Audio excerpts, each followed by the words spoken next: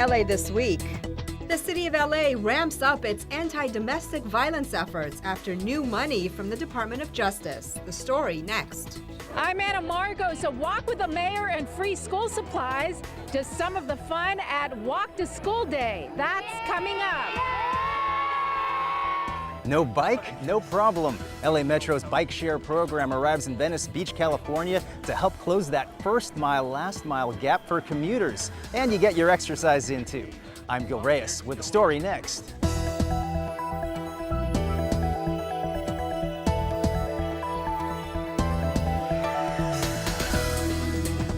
Hello and welcome to LA This Week. Thanks for joining us. I'm Yana Kay. The Las Vegas shooting that killed dozens and hurt hundreds more just might help change the country's dialogue on gun control. And here in LA, City Attorney Mike Feuer is determined to impact gun violence policies, even at the national level. Anna Marcos explains.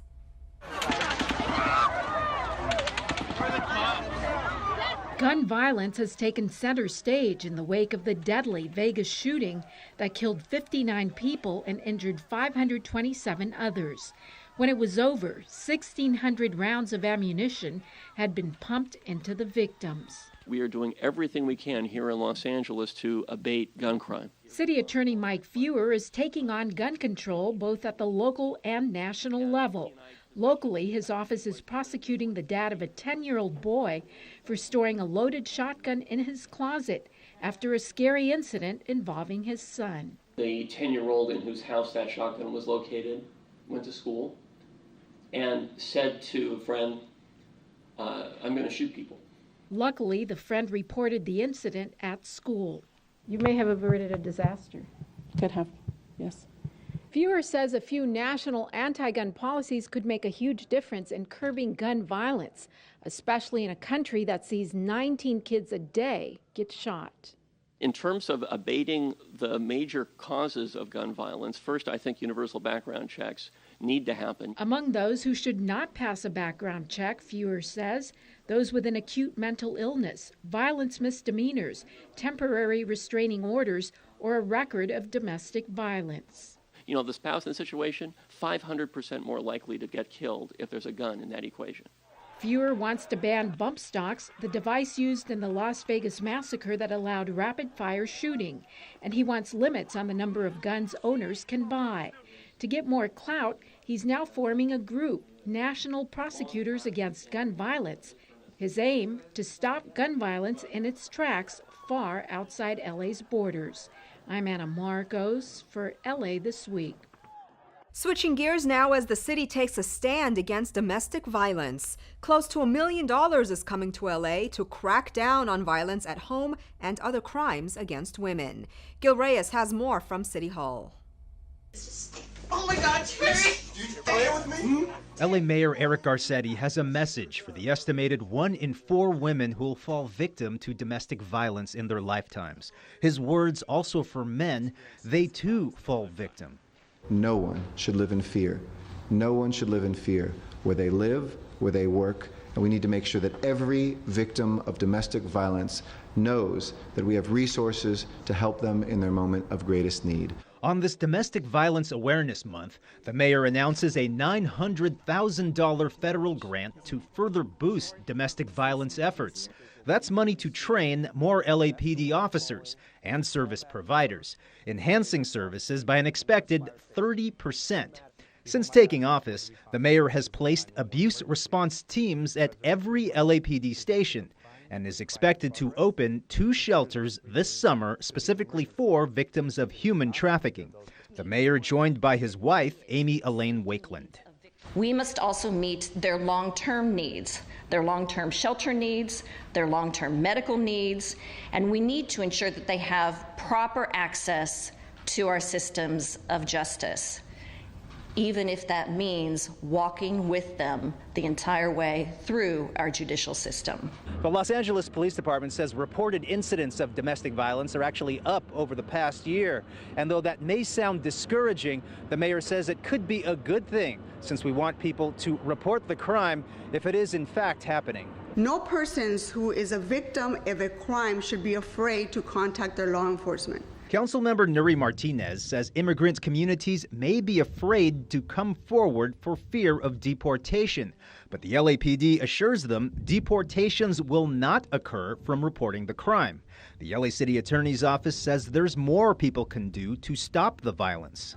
Tell your school administrators and principals that you want your children to learn and discuss healthy relationships.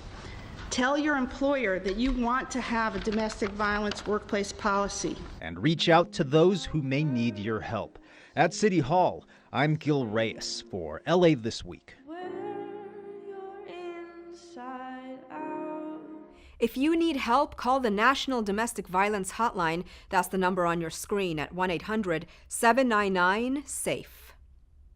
Well, she's only been in office for just over 3 months, but Councilmember Monica Rodriguez is already making a difference in the Northeast San Fernando Valley.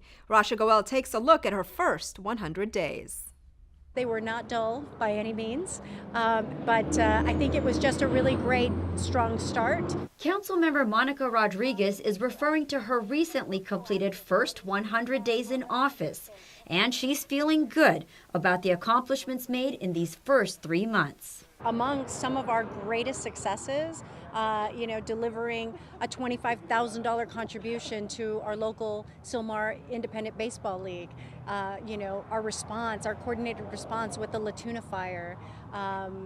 We have done a tremendous job picking up the bulky items and cleaning our streets, and we hit the ground running day one, just as I promised. She's celebrating the 100 days by bringing awareness to National Fire Prevention Month by working with the LA Fire Department to promote fire safety. We'll be visiting homes in a predetermined area to evaluate whether or not they have smoke detectors. We'll be performing in-home fire safety education and installing smoke detectors where there's none installed, free of charge. And the work continues as she tells us about her plans in the upcoming months. We are going to be having an enormous Dia de los Muertos celebration, and these are some of the cultural activities that I'm excited about bringing into the district because it's really going to transform the way people see us. Changes in the community that the people of the Northeast San Fernando Valley have been looking forward to. I'm Rasha Goel for LA This Week. Councilmember Rodriguez was also a former Public Works Commissioner. She replaced Councilmember Felipe Fuentes, who left the district last September. And later that day, Rodriguez recognized the brave first responders who are on the front lines fighting one of LA's worst fires in decades. Gil Reyes has more on how teamwork prevented this blaze from becoming much worse. It's a day to honor first responders following LA City's biggest fire in over 50 years. Last month's La Tuna Canyon fire in the Verdugo Mountains charred 7,200 acres, destroyed 5 homes, and risked the lives of hundreds of firefighters who battled the blaze for more than a week. Too often we take for granted that they're just there ready on call and ready to be dispatched. Their families, as a daughter of a firefighter, I know what it's like to have that sacrifice where the families, don't see their father or their mother for, 24 hours at a time sometimes because of their deployment. So I think it's always important for us to say thank you. Councilmember Monica Rodriguez represents Sunderland Tujunga, one of the communities forced to evacuate. Her office organized this thank you event at Discovery Cube LA. LAPD Valley Bureau was also honored for helping to get everyone out safely. LAPD is critical. We hand them the evacuation piece of a brush fire. Our job in the initial phases is to focus on keeping that fire small. If it gets beyond our control, we really need LAPD to clear the people from the houses ahead of the fire where we project it to go. All residents, please exit your home. LAPD and other law enforcement also coordinated traffic during the exodus and told evacuees where to go for shelter. More than 300 homes in Sunderland Tujunga, Burbank, and Glendale were forced to evacuate.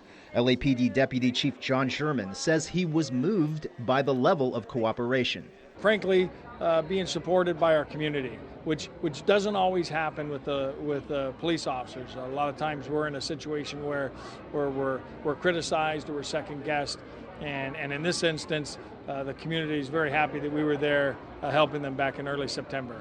A coordinated effort with multiple agencies and no lives lost. At Discovery Cube LA, I'm Gil Reyes for LA This Week. As a show of gratitude, Discovery Cube Science Center is discounting admission for first responders and their families throughout the month. LA joined countries around the world in guiding its kids to school on International Walk to School Day. LA's own Mayor Eric Garcetti put on his walking shoes to highlight the need for child and traffic safety. Anna Marcos has more. The kids at Magnolia Avenue Elementary seem pretty gung-ho about leaving the car and bus behind to walk to school for a day. And they've got quite the walking partners. Mayor Eric Garcetti and LAUSD School Board President Monica Garcia are helping to honor International Walk to School Day. Everyone was around him, lots of pictures. I got a photo with him. I was surprised when my friends showed me the mayor. And is that cool? Did you have the mayor here? Yeah. I'm very proud that we've started this program now for 2 decades. So one of our safe routes to school is about making sure there's police officers on the most dangerous routes. It's about making sure there's traffic enforcement, and that we change the hardscape to make it easier to cross those streets. City leaders and kids walking side by side, just a great way to show that walking to school can be safe and fun. Some even think it can make you better at school. Boys and girls, are you working hard to do your best at school today? And were you clear about being safe as you walk to school today? Boys and girls, you are a model for the whole country. Rulers, glue, crayons, markers, pencils, just some of the tools of learning the ABCs. And each of these kids is getting one of these school supply packs to further their academic achievement. I think it's fun because you get to do arts and crafts. My favorite school supply is a pencil because I like writing. And the mayor has one more extracurricular goal for these kids. It's great for the kids to get exercise. We're bringing the 2028 Olympics here. We want to make this the fittest city in America. You heard it, kids. Pack your new pencils and crayons and start hoofing it as the mayor works to make your streets safer. I'm Anna Marcos for LA This Week. The supply packs given to the students were donated by UB School Supplies. Well, oftentimes, one teacher serving 30 school kids isn't enough for a student. Individualized care may be the key to getting through school. That's where the City Year comes in. Gil Reyes has more on the group and its latest mission. Like soldiers in the battle to save students, these AmeriCorps members get set for deployment. They're part of City Year, the tutoring and mentoring program helping at-risk kids at LA schools. Today at LA Live, AmeriCorps members are sworn in for another year of active duty. I want to be a teacher. I want to be in education. I want to be in the classroom. I want to work with these students.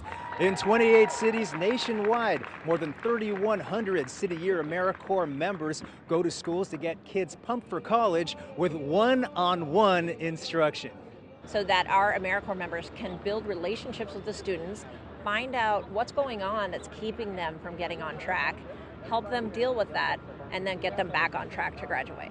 Though LA Unified's graduation rate is higher than ever at 80%, members say much more work lies ahead to get that to 100%. Camacho, a 3-year AmeriCorps veteran, loves it when former students who've improved approach her. Look at my grades, like I'm doing so well, like I'm taking my notes, I'm doing this, and like they're just showing off everything that they've learned last year and applying it this year, and then coming to show me of how much they're growing themselves, and then it's just making me so proud. As the group gets set for another 1-year mission. Reporting on City Year at LA Live, I'm Gil Reyes for LA This Week.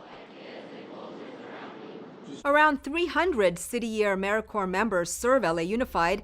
The program is celebrating its 20th anniversary this year. Turning now to LA traffic, and if you drive anywhere near the West Side, then you know how hard it is to get around. But that's all about to change thanks to 15 Metro bike rental kiosks that have just opened up at prime locations around Venice, including the Expo Line stop by the beach. Gil Reyes has more.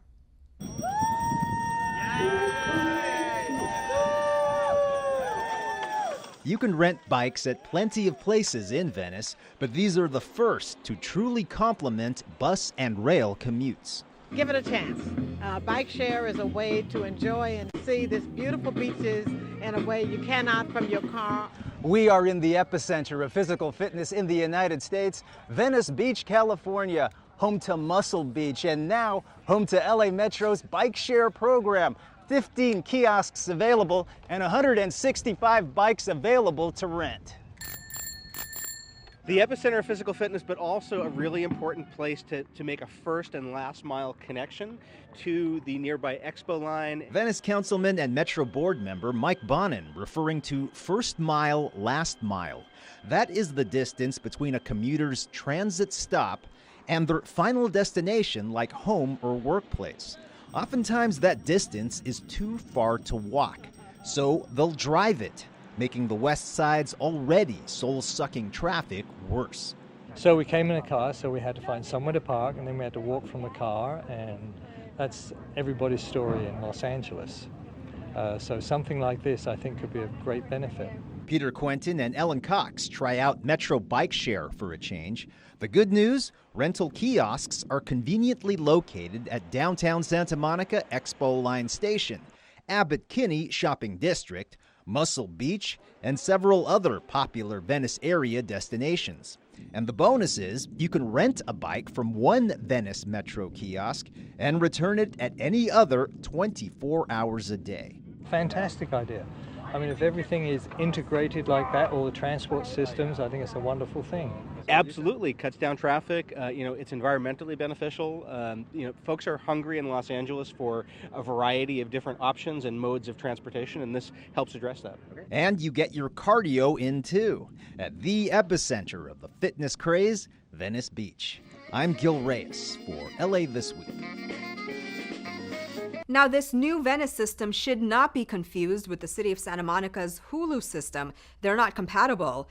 Metro Bike Share is also up and running in downtown LA and the Port of Los Angeles. With a monthly pass, trips 30 minutes or less are free and just $1.75 every half hour after that. For more info, log on to bikeshare.metro.net. Well, most council districts offer a newsletter to their residents, but Councilmember Gil Cedillo and his staff are going a step further to keep their community informed with a glossy quarterly news magazine. As Anna Marcos shows us, that's reason enough to party.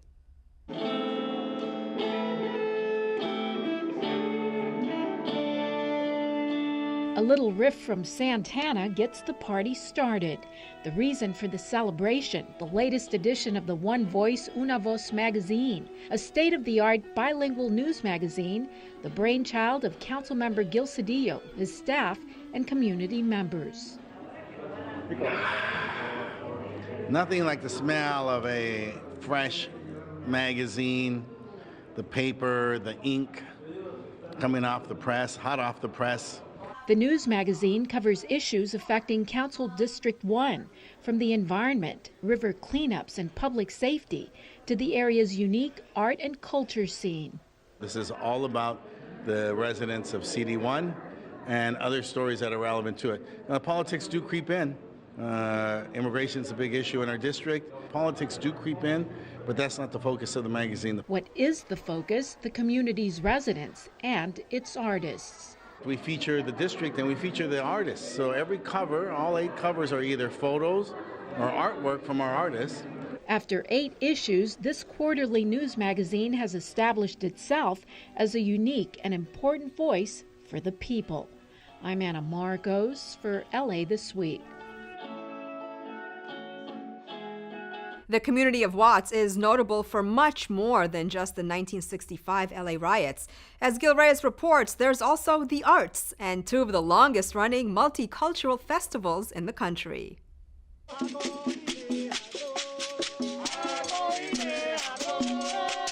This 2-day music festival in Watts began with the traditional Yoruba blessing, a West African prayer uniting all the cultures of the world. Yes, it's my first time here. I've been meaning to come for many, many years. I finally made it.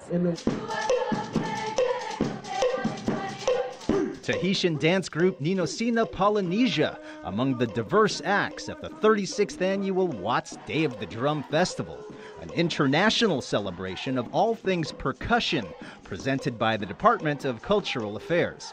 The hits kept coming all weekend. The next day marked the 41st annual Watts Towers Jazz Festival. We are the oldest festivals of their kind in the United States of America, and it's done right here in Watts, California. Some people only think about us when they think about 1965. However, we do other things in 1965. We do museum and art education. We're the only tourist site in Watts. West African, Brazilian, and Afro-Cuban sounds also filled the air, bringing people of all types together to enjoy. It all looks really exciting. This is pretty fantastic. South LA Council member Curran Price attended. It's a way for us to celebrate ourselves and to celebrate our community. The beat goes on when you visit artist Simon Rodia's Watts Towers, which took him 30 years to build, and the Arts Center campus. The campus is open for tours Thursday through Sunday. In Watts, I'm Gil Reyes for LA This Week. For tour times, exhibits, and special events, visit wattstowers.org. A homeless forum seeks to find solutions to our homeless crisis. City Council approves an ordinance that will help build more affordable housing, and folks come out to celebrate everything that Greek culture has to offer. All these stories in Citybeat. USC journalism students and the Skid Row community participated in a forum on homelessness recently, featuring a panel of service providers, including representatives from the Midnight Mission, LAPD, and Mayor Eric Garcetti's office. The forum focused on coming up with solutions impacting the homeless population in our city. Many people living on the streets or in shelters shared their stories. Among the many issues affecting homelessness, several were discussed, including the difficulties women face in finding a safe place to sleep, how to provide a better system of housing and services to get more people off the street. We need to have a robust shelter system that helps people who just need a little bit of help get their feet under themselves, sleep in a safe place, get cleaned up, get dressed up, and get out and find that next job. The Los Angeles Planning and Land Use Committee, chaired by Councilmember Jose Huizar, voted 4-1 in favor of the city's linkage fee ordinance. The ordinance is expected to generate up to $114 million annually through development fees on new construction. City officials say it will be a major step forward in addressing the city's affordable housing crisis. The ordinance is supported by a group of community organizations as well as LA Mayor Eric Garcetti. Folks came out recently for a taste of Greek culture at the 19th annual Los Angeles Greek Festival. The theme was Greek Out, and award-winning actor Tom Hanks and his wife Rita Wilson hosted the festival as honorary co-chairs. The three-day festival took place at Normandy and Pico and featured authentic Greek cuisine, culture, music, and dance. It's our way of sharing our culture, our heritage, our history. Folk dancing in Greece is one of the few countries where the dances have remained part of the culture and not as a museum piece. One city council member throws a party for the love, guidance, and contributions of LA's older adults. Gil Reyes has more from the LA Convention Center. Gil. Yana K, everybody at home, check it out. What you're looking at is the free party at the LA Convention Center that seniors from South Los Angeles look forward to every single year. Just a small token of appreciation for all their years of service. Age is just a number for these older adults busting moves on the dance floor. The entertainment, the food, the fun are all free. Totally appreciate it. We have people waiting to come just to be a part. Patricia Williams, a retired postal worker, among the hundreds of South LA area residents having a blast at the Senior Appreciation Luncheon at the Convention Center. The event, organized every year by Area Council member Curran Price. And the fact that he wants to celebrate us seniors, that means a lot to us. Well, it's important for us to just recognize the contributions that our senior students have made to our community, and this is a way of giving back, saying thank you, and providing them with vital information that will make their lives easier. Showing up, the councilman's 91 years young mom. Also, LA City Council President Herb Wesson. Over 500,000 people aged 60 or older now live in LA City. Those numbers are expected to grow as seniors live longer. The mayor's office has launched a purposeful aging initiative, calling on city departments to assess the needs of older adults through online surveys. It brings all the departments together to really plan about the future of seniors. If it's a public works, the streets, if it's transportation, the street lights, all those different things are being planned. Daniel and Bessie Auberry tell us the secret to aging well and marital bliss. 59 years with him, 59 years. We got 26 grandkids, 17 great, and made 5th generation, and I'm 80. Wow, you guys look fantastic. Thank you. And that's the secret, huh? Having fun, huh? Loving, having fun. Living a good life. And living a good life and giving each other respect. Enough space on the dance floor, too. At the LA Convention Center, I'm Gil Reyes for LA This Week. LA seniors are urged to answer online surveys to assess their needs at purposefulagingla.com. Well, celebrate Oktoberfest with your friends at Pershing Square. Get your kids into the Halloween spirit with Boo at the LA Zoo and enjoy a free movie night in Council District 1. All this in this week's Things to Do. Oktoberfest is coming to Pershing Square in downtown LA. Spend the weekend living it up during this fun cultural event. There will be plenty of drinks along with sausages, pretzels, authentic desserts, and of course live music and dancing. This weekend is the perfect chance to celebrate with a great group of friends, so come and enjoy everything Oktoberfest has to offer. The weekend festivities take place October 21st through the 22nd from 12 to 8 p.m. at Pershing Square in downtown LA. It's that time again for ghosts, goblins, and everything spooky. The all-new Boo at the Zoo offers Halloween fun throughout October. Boo at the LA Zoo offers goblins and ghouls of all ages a chance to feed their imaginations with fantastic fun and spooktacular learning throughout the entire month of October. Activities include an all-new nocturnal adventure maze where guests can learn about nocturnal creatures, an opportunity to get up close and personal with some of the zoo's tarantulas, scorpions, snakes, and more, a puppet show, and pumpkin carving demonstrations. The festivities go on until the end of October. For more, visit lazoo.org. I come from Earth, a planet of outlaws. Councilmember Gil Cedillo, in partnership with the Department of Rec and Parks and the Arroyo Seco Neighborhood Council, invite you to a free screening of Guardians of the Galaxy. A free small popcorn is included, so grab the kids and enjoy a movie night. It all begins at 6:30 p.m. at Sycamore Grove Park at 4702 North Figueroa Street. And that's a look at some things to do. Well, that's going to do it for this edition. I'm Yana Kane from all of us here at LA This Week. Thanks for joining us. A reminder that you can catch us online at lacityview.org. You can also follow and like us on Facebook. We'll see you back here next week for more of LA This Week.